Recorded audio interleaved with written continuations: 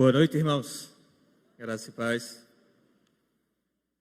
É muito bom estar de volta aqui, depois desse período conturbado. E estando aqui de volta na igreja, pregar mais uma vez a palavra do Senhor aqui para os irmãos. É realmente É bom estar aqui de volta. Vamos abrir nossas Bíblias no livro de Isaías, capítulo 9, versículo 6. Hoje vamos falar um pouquinho sobre Cristo, o eterno Rei, baseado lá em Isaías, capítulo 9, versículo 6.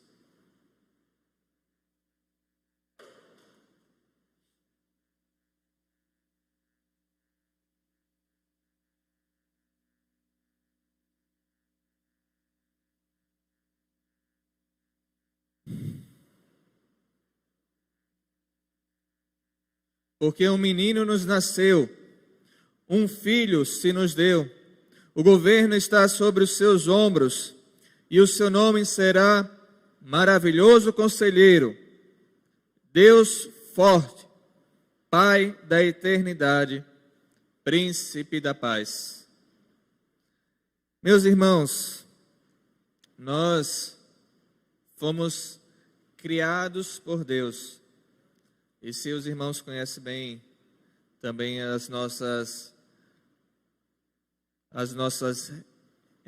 própria confissão e sobre os nossos próprios catecismos, quando pergunta para que o homem foi criado para louvar a Deus, para honrar a Deus, para glorificar a Deus.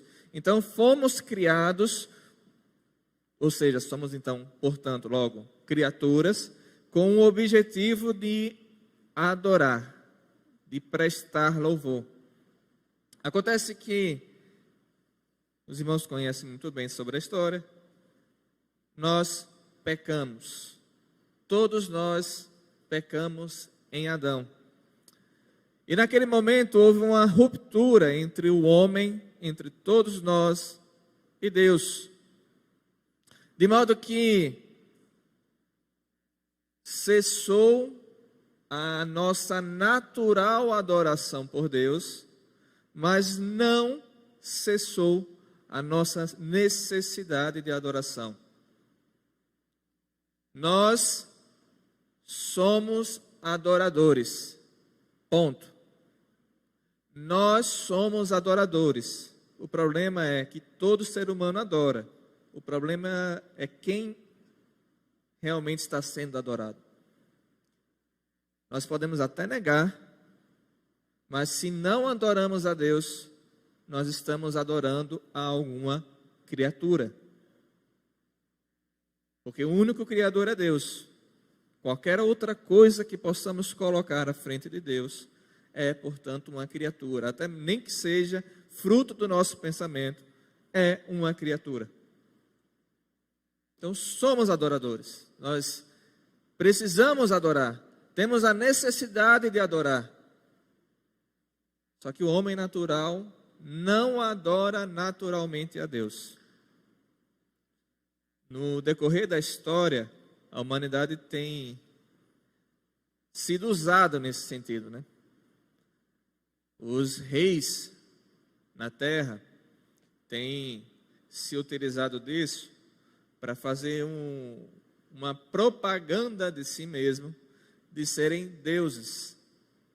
Isso aconteceu com o faraó, aconteceu com muitos impérios. Alguma parte do Império Romano colocou os seus imperadores como deuses, não todo, né, mas teve uma parte.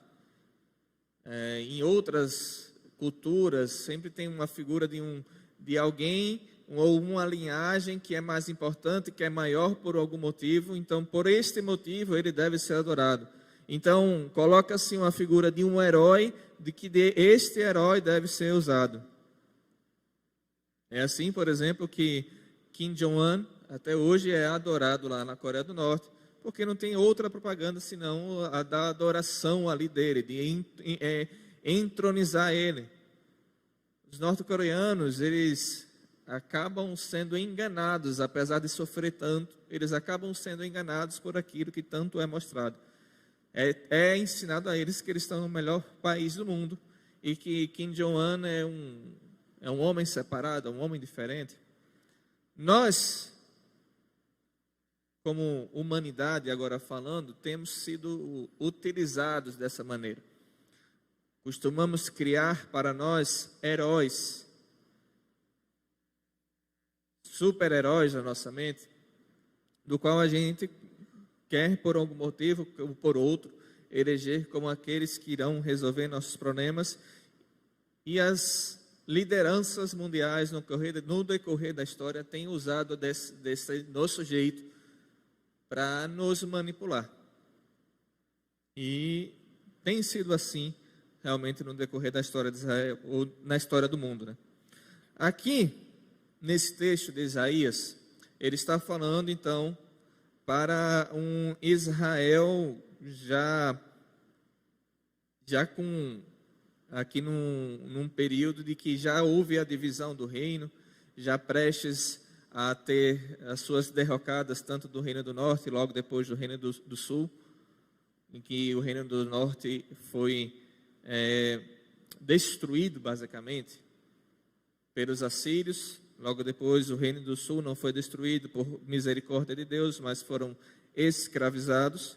Então aqui Isaías está falando para um povo de Israel que nesse período aqui já teve um reinado forte, um rei forte, um rei que eles oravam, poxa, esse rei aqui é muito poderoso. Eles tiveram o primeiro rei que eles poderiam ter dito disso, né? Não, agora já excluindo Saul, eles tiveram Davi, homem poderoso que fez muitas conquistas, conquistou Jerusalém, uma cidade que era muito difícil de ser conquistada, e com uma certa artimanha Davi conseguiu conquistar aquela cidade, a cidade de Davi, Jerusalém, e ali ele pôde estabelecer o seu próprio palácio e ali ser a capital. Futuramente seu filho fez com que Israel fosse grande como nunca mais foi na história. Hoje Israel é mais ou menos do tamanho do nosso estado, Sergipe, mas naquela época eles iam desde bem mais ao norte, já perto ali do rio Tigres e Eufrates, eles iam até quase a divisa com o Egito no sul, avançando bastante. Também no leste também era maior, só não cresceu para o oeste porque tinha o mar, mas realmente era bastante grande o reino que Salomão havia colocado. Então Israel já tinha passado pelo seu auge, e aqui Isaías estava falando, olhe, haverá um menino rei muito poderoso em Israel. É este que é realmente poderoso. Eu vejo, irmãos, que o povo de Israel não era à toa de ter imaginado um rei que fosse conquistar o Império Romano. Eu entendo, olhando esses textos aqui, eu até entendo. Eu sei que Isaías mais à frente vai falar desse mesmo Messias como uma ovelha que vai para o matadouro. É verdade, mas esses textos e essa esperança, essa necessidade era intrínseca ao povo de Israel, porque é a nossa necessidade. A gente espera, aguarda uma pessoa para nos salvar e nos livrar dos nossos problemas. E somos acomodados a ponto de ficar somente esperando isso. E aqui Isaías estava falando, haverá um rei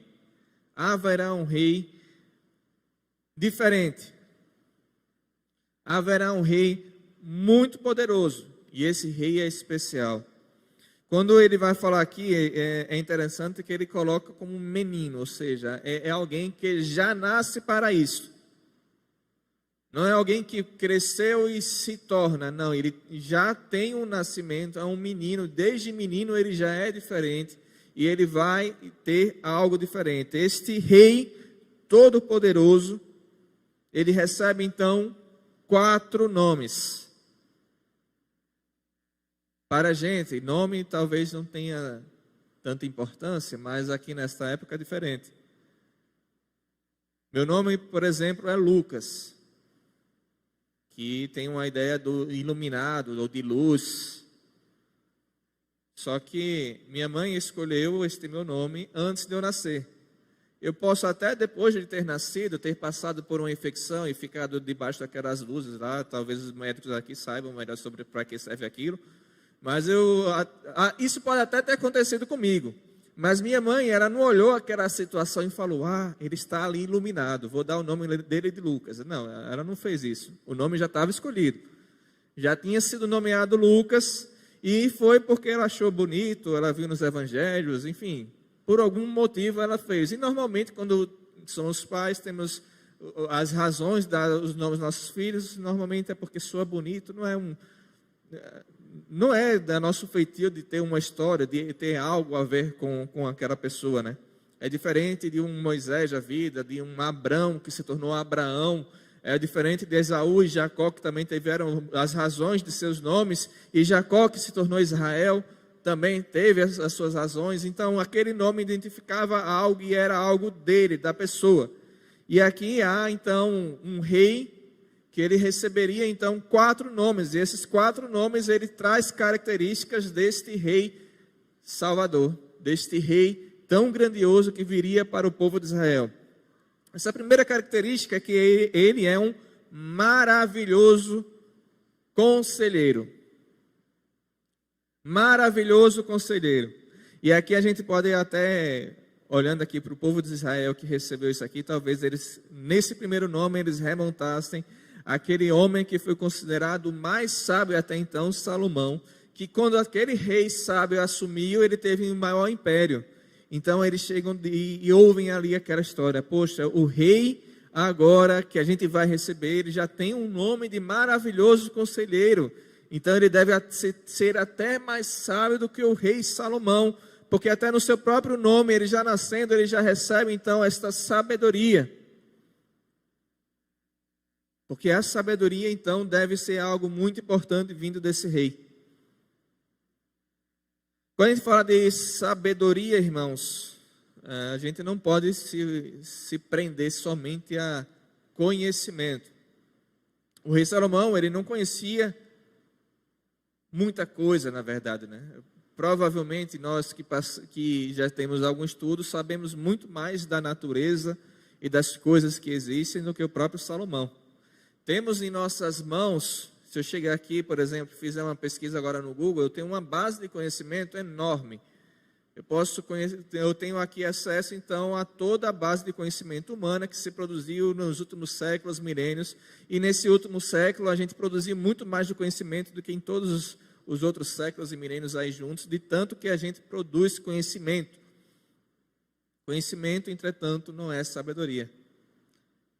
Eu até estive voltando um pouquinho ao estudo nesses dias, e aí eu andando, de repente eu me lembrei de um conhecimento que eu tive lá do ensino médio. Você sabe aquelas dicas que os professores dão? Eu lembrei de um tal de reficofagem. E talvez eu falando isso, talvez algumas pessoas, Marquinhos lembrou. Faz quantos anos, Marquinhos? Muitos anos, né, Marquinhos? Aqui tem... E aí a gente vai lembrar, essas as classificações lá dos animais, tem reino, filho, classe, ordem, gênero, família, agora esqueci e espécie. Pronto, acho que é isso. Veio aqui na minha mente, eu me lembrei, mas isso não é sabedoria, é um conhecimento, é algo que eu decorei há muito tempo atrás, voltou com um certo truque que vem trazendo à mente algumas coisas, mas não é sabedoria. A sabedoria, na verdade, ele vem... A própria Bíblia, ela atrela ao temor ao Senhor. Porque a sabedoria, ela tem a ver, sim, com fazer o melhor da melhor maneira, aprendendo com as coisas do passado e fazendo com que as coisas do futuro sejam melhor para você. E o próprio Salomão, ao falar sobre esta sabedoria, ele mesmo vai colocar, não tem outro jeito, não tem outro melhor a não ser seguir ao Senhor e tomar cuidado com o seu próprio pecado.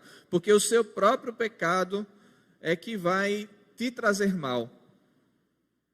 O seu próprio pecado é que vai te afastar de Deus. O seu próprio pecado é que as consequências dele é que vão fazer mal para você. A sabedoria, então, ela tem a ver com ser fiel a Deus, com estar seguindo o caminho do Senhor, temer o Senhor pelos pecados que você comete, saber que todas as suas ações podem estar sujeitas ao julgamento divino,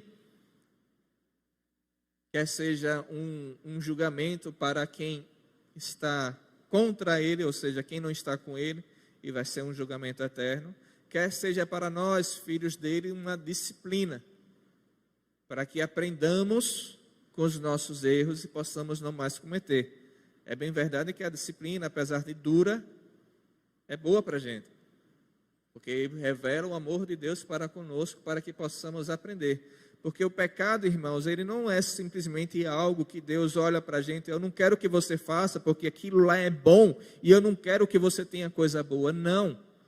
O pecado é Deus nos trazendo, nos lembrando de limites, porque são limites que, se ultrapassados, vão fazer mal para a gente.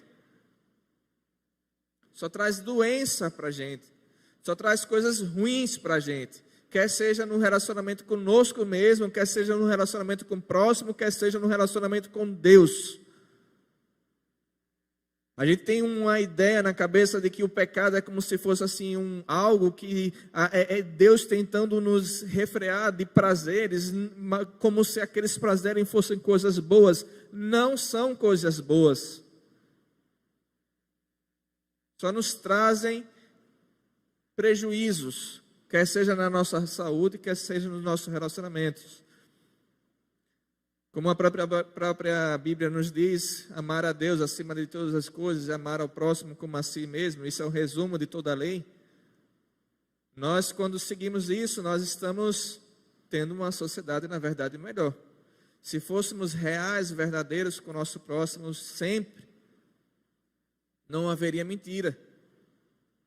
Se não houvesse violência ou não houvesse a usurpação, a gente não precisaria investir tanto ou perder tanto em segurança. Se não houvesse qualquer tipo de inimizade e violência, um machucar o outro, a gente não precisaria também, nesse mesmo caso, ou proteger o bem ou proteger as pessoas, perder mais dos nossos recursos, perder mais do nosso tempo. A nossa sociedade cresceria mais se não houvesse tanta avareza. Nós que produzimos o suficiente para toda a humanidade, não haveria ninguém morrendo de fome. E aqui eu não falo de capitalismo, socialismo. Meus irmãos, foge isso aqui, foge desse tipo de coisa, porque está certo que nós temos que ter uma posição política, mas a nossa posição política, devemos lembrar, está dentro de um mundo ruim e mau.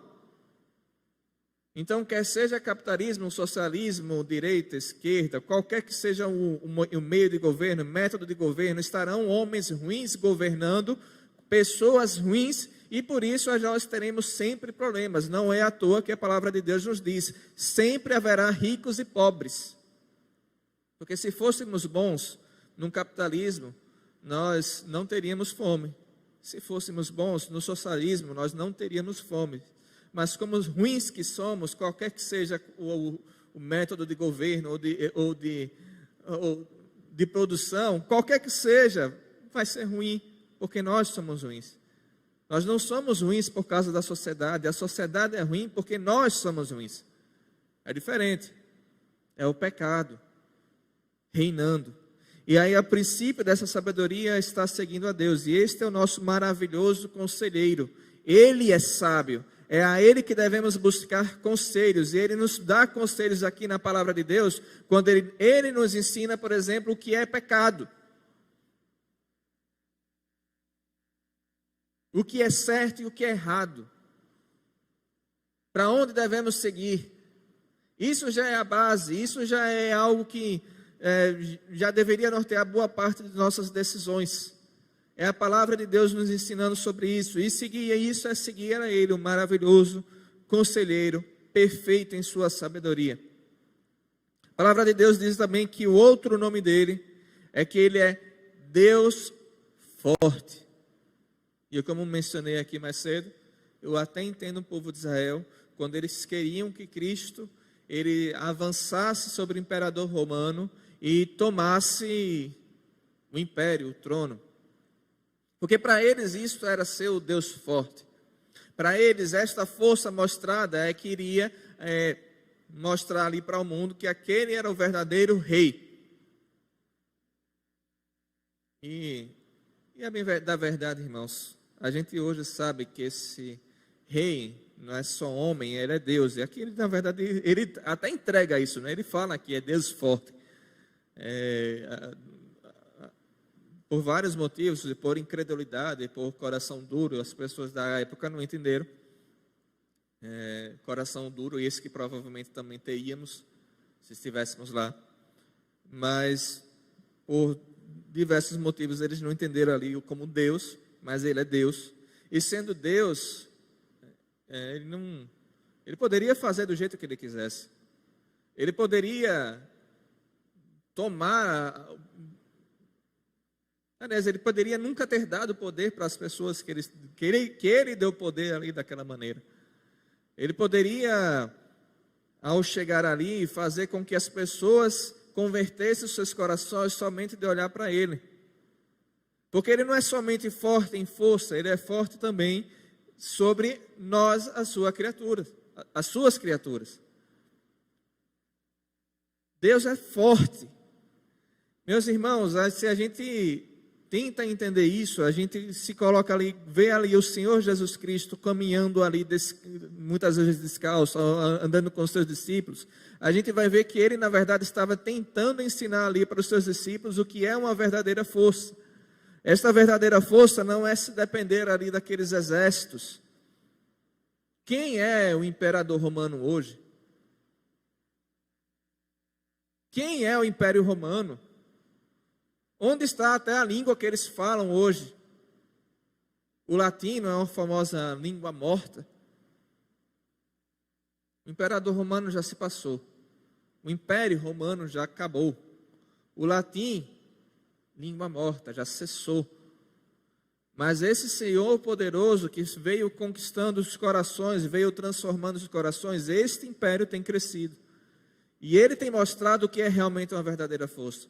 Não é um governo que cresce baseado em forças do exército e coisa mais. É um império que cresce, que vai transformando corações. É este tipo de força que ele foi mostrando através de nós. E é por isso que a palavra de Deus diz que as portas do inferno não vão prevalecer contra a igreja. Porque por mais que o mundo tente barrar o crescimento da igreja, por mais que diversos governos tivessem tentado, não, vamos barrar essa igreja, né, ela não vai crescer, de diversas maneiras a igreja cresceu no mundo inteiro e continua crescendo. Onde a gente hoje está num país democrático, talvez a gente tenha a impressão errada de que a maior parte do mundo está numa democracia. A maior parte da população está sob uma ditadura. Qualquer que seja a ditadura. Se você pegar os chineses, se você pegar os norte-coreanos, boa parte dos países africanos, se você pegar até a população da Rússia, que tem uma pseudo-democracia também, mas que também é uma ditadura, tantos anos lá com a mesma pessoa. Se for pegar todas as pessoas do mundo, a maior parte está debaixo de uma ditadura, e boa parte dessas ditaduras odeiam o cristianismo. Mas mesmo nesses locais, a igreja cresce. Porque Deus é forte. E Ele vai transformando os corações das pessoas. Assim como Ele transformou o nosso coração e hoje reina sobre nós, Ele transforma os corações das pessoas a quem Ele quer. E Ele vai mostrando assim a sua força. Não era uma força como aquelas pessoas esperavam de Cristo. Não era uma força como muitas vezes nós esperamos. Eu às vezes me pego pensando nos meus pecados aqui da vida, eu fico pensando, se eu tivesse muita força, se eu tivesse uma força muito grande, eu pegava essas pessoas que fazem maldade e eu aplicaria a justiça nelas. Às vezes eu fico pensando assim, por exemplo, a gente pensa em algumas pessoas poderosas aí que fazem, a gente sabe muito bem que fazem maldades. Poxa, por que não colocar esses homens na cadeia? Se eu tivesse muita força, se eu tivesse muito poder, eu tentava mostrar isso para eles. Mas, irmãos, não temos. E outra, o Deus justo que tem, esse Deus justo, ele ainda não fez isso. Mas isso é bom, irmãos. Isso é muito bom. Porque está mostrando de Deus uma paciência para com esses homens maus. Paciência essa que hoje talvez não esteja mais voltado para a gente, mas um dia se voltou para nós. Porque se Deus tivesse a paciência que eu estava tendo com estes homens, eu mesmo teria sido julgado e condenado por Deus há muito tempo atrás. E aí eu me esqueço disso. Eu me esqueço que eu sou tão condenável quanto eles. Eu sou tão errado quanto eles. Ah, pastor, mas eu não fiz isso, não fiz aquilo. Os erros deles são piores. Verdade, talvez a mancha deles seja um pouco mais vermelha do que a minha. Mas as minhas vestes estavam sujas e imundas e eu não poderia estar perante o Senhor com as minhas vestes imundas. Da mesma maneira, do mesmo jeito. E a paciência que o Senhor está tendo com esses homens maus que não mostram arrependimento, Ele teve também comigo. Uma misericórdia que me transformou. Que me fez reconhecer e que me faz reconhecer sempre que eu erro, sempre que eu tenho alguma falha. É pela misericórdia dEle. E aí assim meu coração mau que quer aplicar uma justiça que para mim não houve, já visto que Ele mesmo se entregou no meu lugar e esteve ali morrendo por mim, Ele mostrou ali o que era realmente a verdadeira força. Ele mostrou ali. Não é a minha vontade de justiça, não é a minha maneira, não é o como eu quero. O mundo ainda é mau, porque o Senhor ainda tem paciência. O Senhor tem tido paciência. Quando Ele vier no dia D, naquele grande dia em que Ele vier julgar como juiz, ali é o dia em que não houve mais paciência e o Senhor vai julgar. Mas até lá, eu não tenho o direito de querer aplicar em minha própria justiça. O Senhor é quem é vingador. O Senhor é quem realmente vai aplicar a justiça. E assim como Ele nos transformou, Ele pode transformar esses homens maus. Imaginem para as pessoas, os irmãos que estiveram ao lado dos mártires que foram mortos, por exemplo, com Paulo participando. E daqui a pouco Paulo se apresenta como um apóstolo em Cristo. Mas Paulo foi um homem perdoado. Ele nunca negou os seus erros, pelo contrário, ele sempre falou dos seus erros, do quanto ele era pecador. E Cristo transformou Paulo. E aí os irmãos tiveram que reconhecer aquilo. Este foi um homem transformado. De repente nós tenhamos pessoas ruins sendo transformadas, como nós fomos também.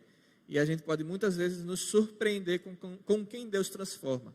Esta é a força do nosso Deus. Outro nome dele, Pai da eternidade.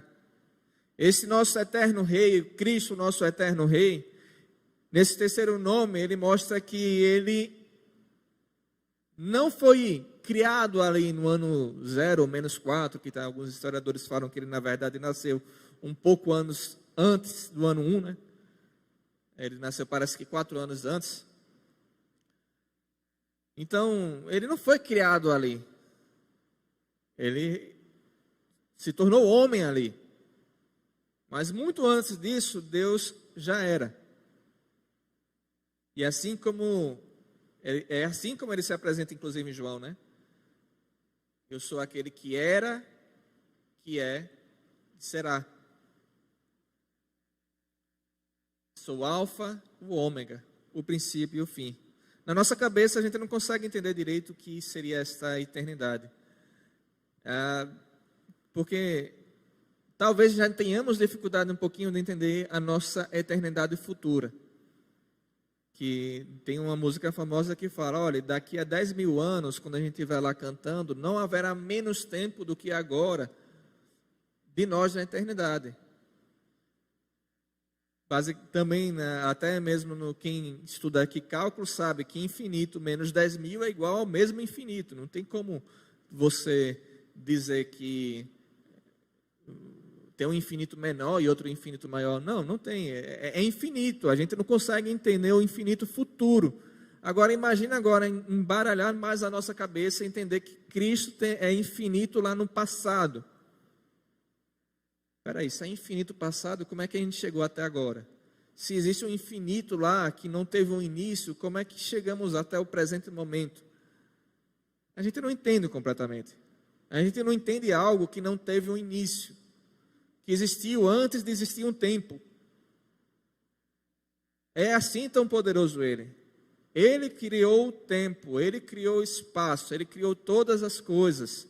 Ele estava com o Pai e o Espírito Santo criando tudo, nesta relação perfeita. Ele é Pai da eternidade. Criou todas as coisas.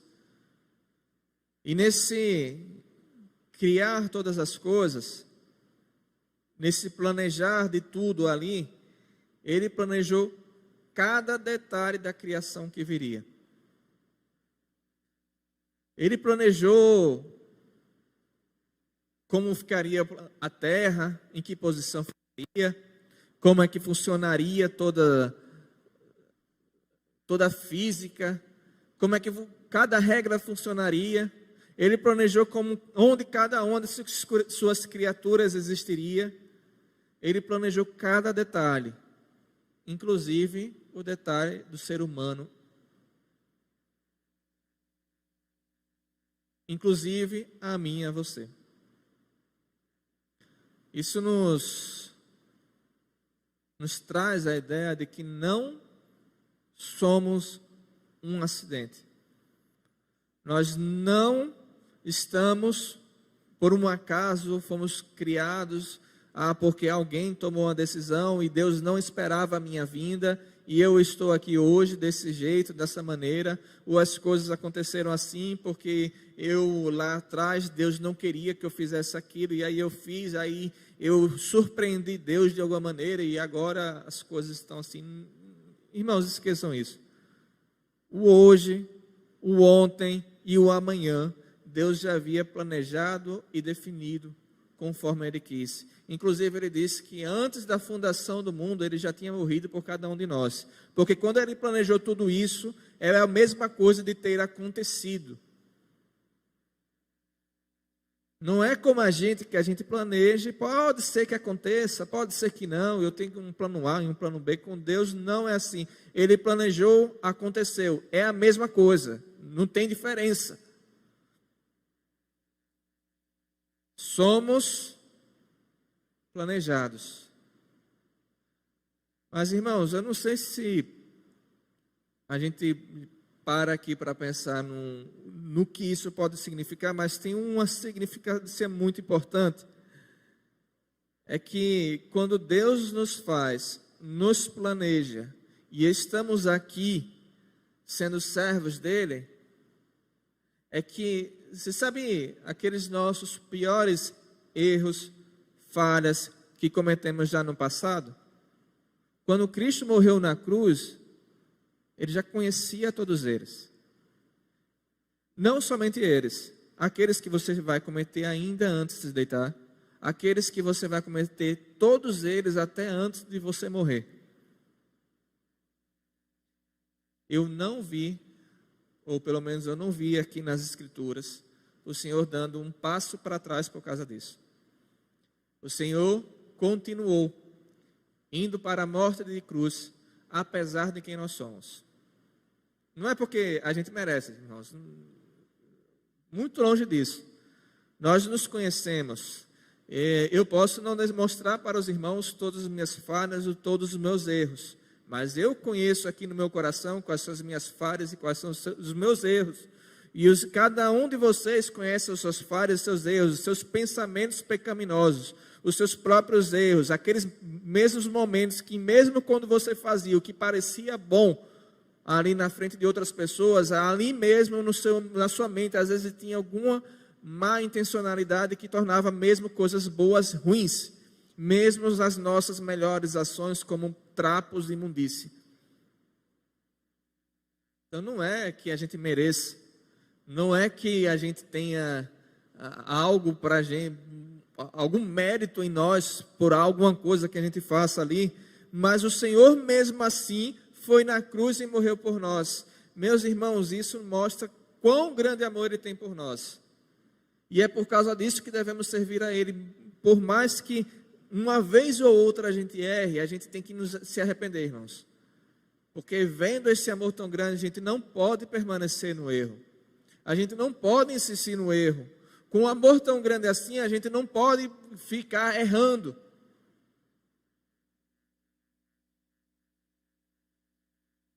Porque Ele teve esse amor por nós. E tem aquele detalhe bem grande, irmãos. Se a gente permanece no erro, se a gente não se importa com o erro, será que realmente fomos transformados por Ele?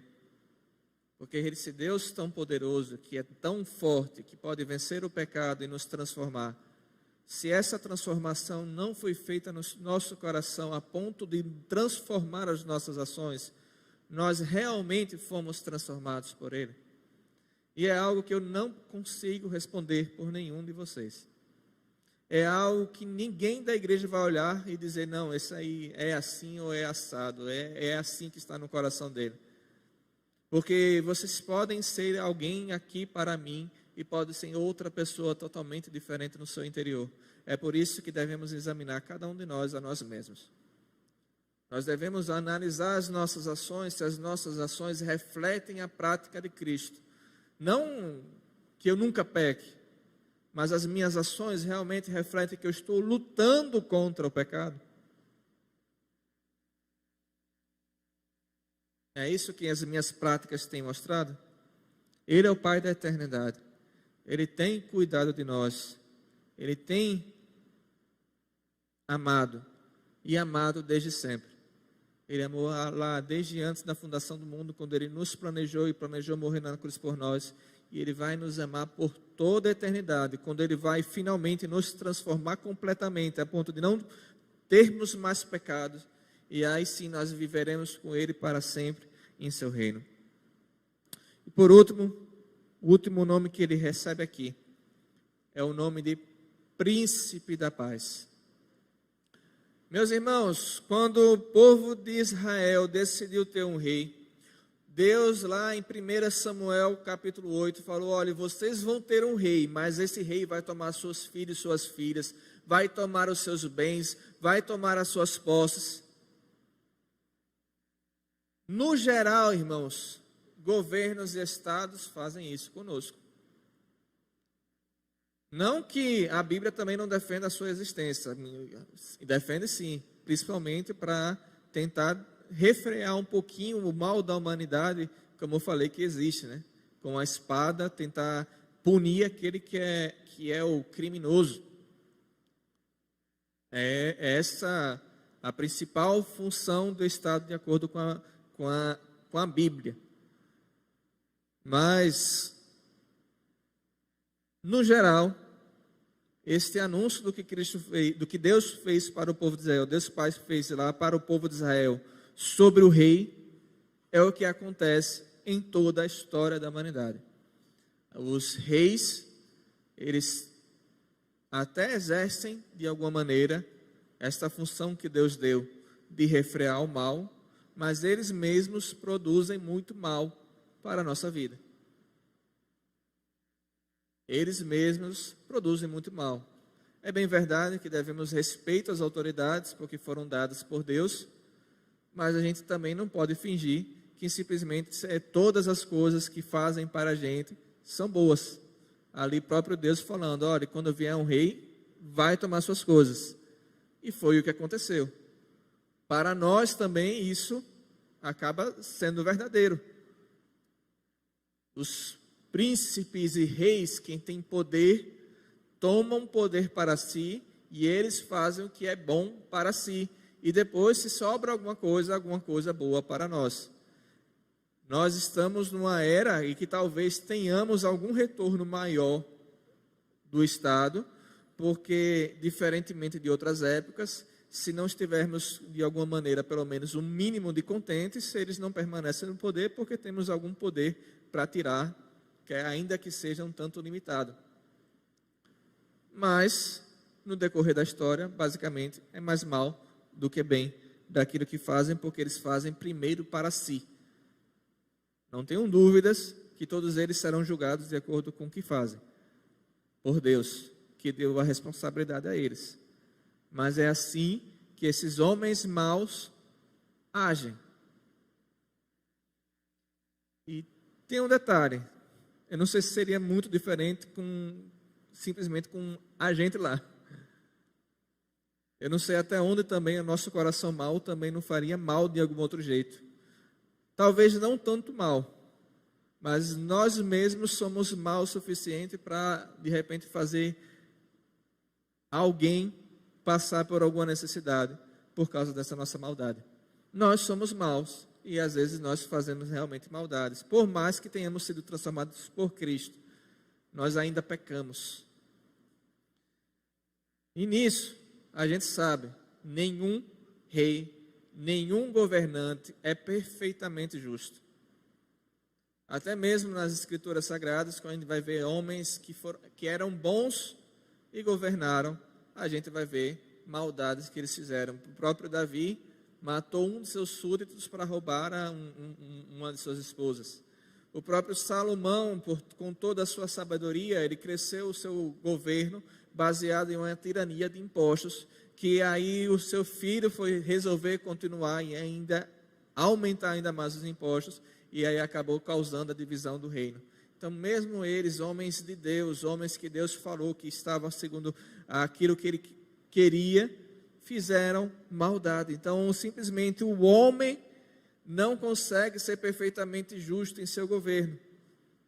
Mas este aqui é um príncipe que traz paz.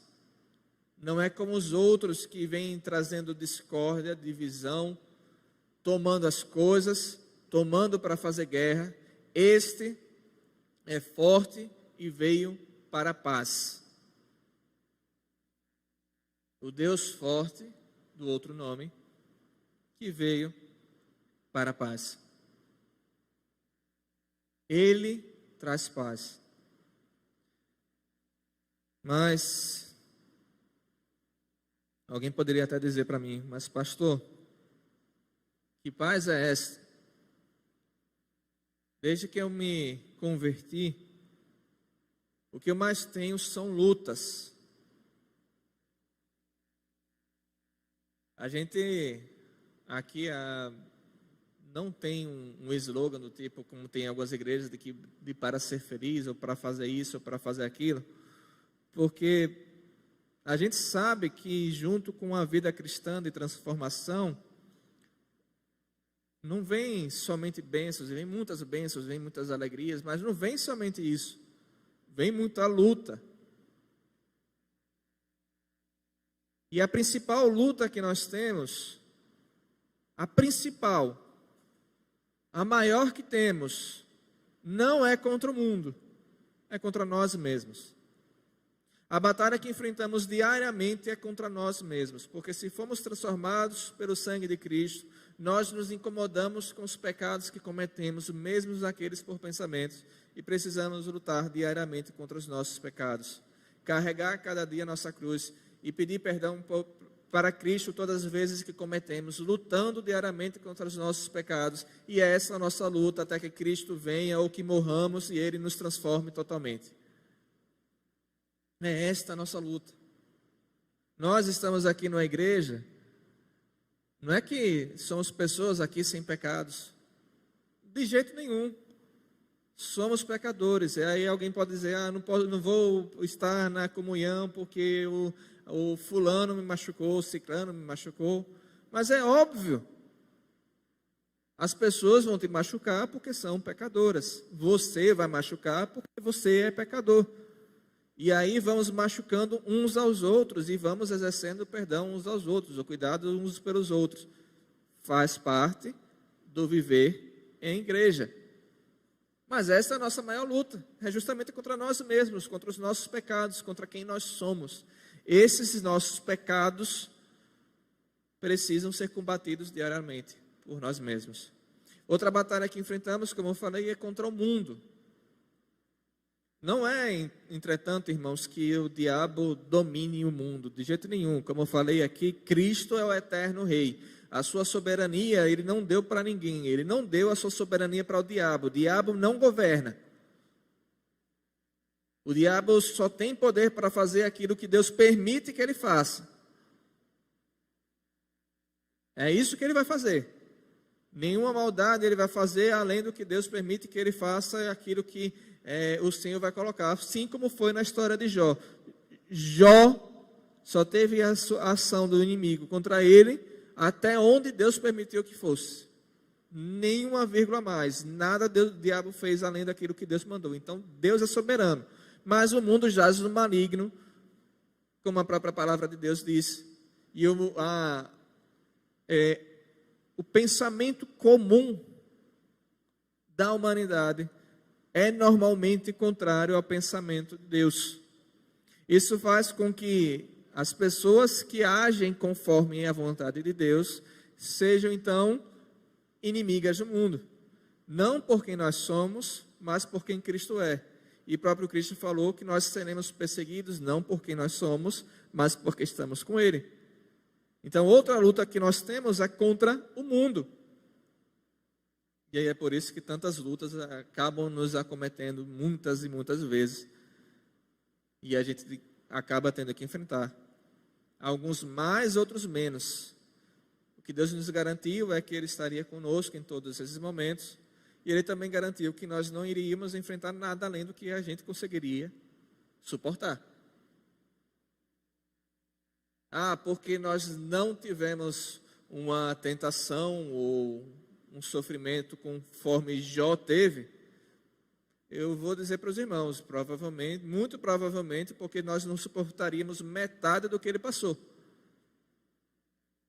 Como o próprio Cristo falou para os apóstolos, ele falou que o diabo pediu para peneirá-los e Cristo não deixou. Porque ele conhecia aqueles apóstolos que ele estava lá diante deles. Com Jó, o próprio Deus falou, viste meu servo Jó? Aí dali, Deus conhecia o servo Jó. A gente vai enfrentar lutas, irmãos, mas realmente é proporcional até mesmo às próprias forças que nós temos. E o Senhor sempre estará conosco.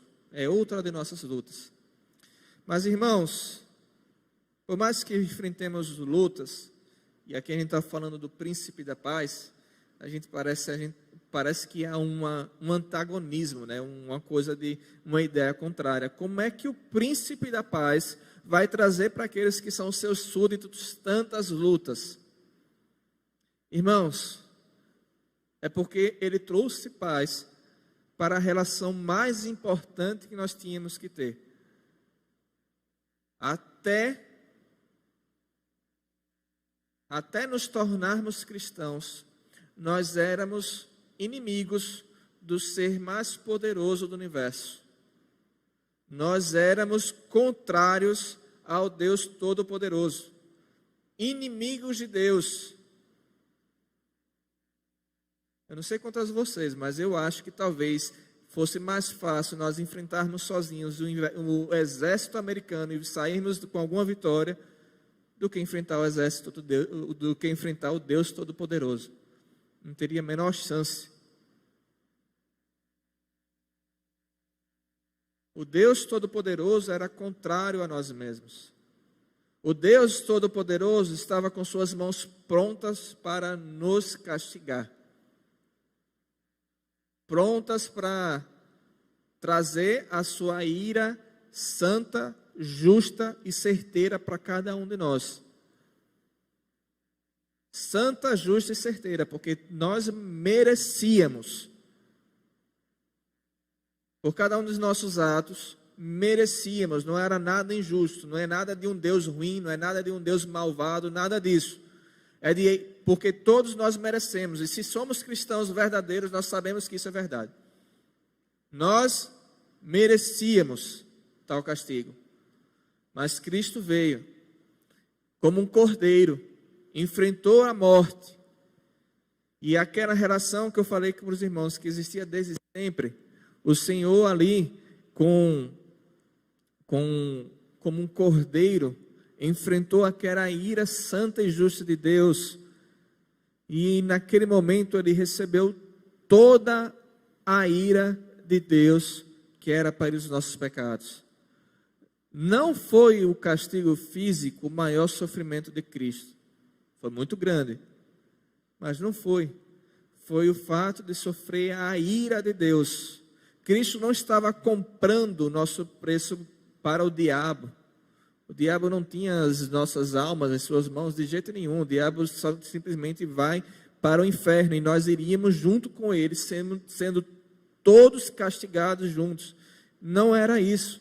Cristo estava indo acalmar ou fazer com que Deus não tivesse mais a ira dele voltada para cada um de nós. Porque Deus tinha uma ira justa e santa voltada para nós. Porque Deus tinha uma ira perfeita voltada para nós. E aí quando vem este Deus forte, esse homem, esse maravilhoso conselheiro, Pai da eternidade, ele se apresenta ali como um cordeiro, ele morre a morte que era para ser nossa, e ele redime os nossos pecados, ele sofre um castigo que era para ser nosso. Ele traz então a paz entre nós e Deus. É a paz mais importante que deveríamos ter, é a paz mais importante que precisamos ter.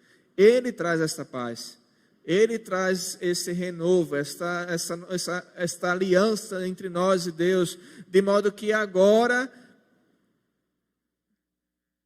de tudo pode acontecer no mundo ao nosso redor, nós temos paz, esta verdadeira paz. E é isso que importa, irmãos, é por isso que o cristianismo cresce, porque onde vai chegando esta paz, onde vai chegando essa transformação, não importa a realidade ao redor, é Cristo com a sua força que vai fazendo com que cresça.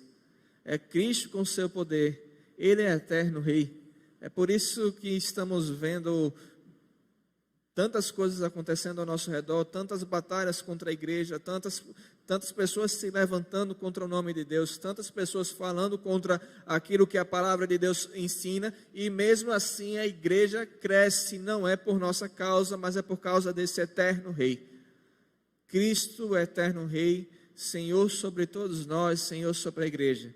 O maravilhoso conselheiro, Deus forte, Pai da eternidade, Príncipe da paz. Aquele que trouxe a paz entre nós e Deus. E bendito seja o nome do Senhor, nosso eterno Rei maravilhoso, a quem devemos adorar para todo sempre. Amém.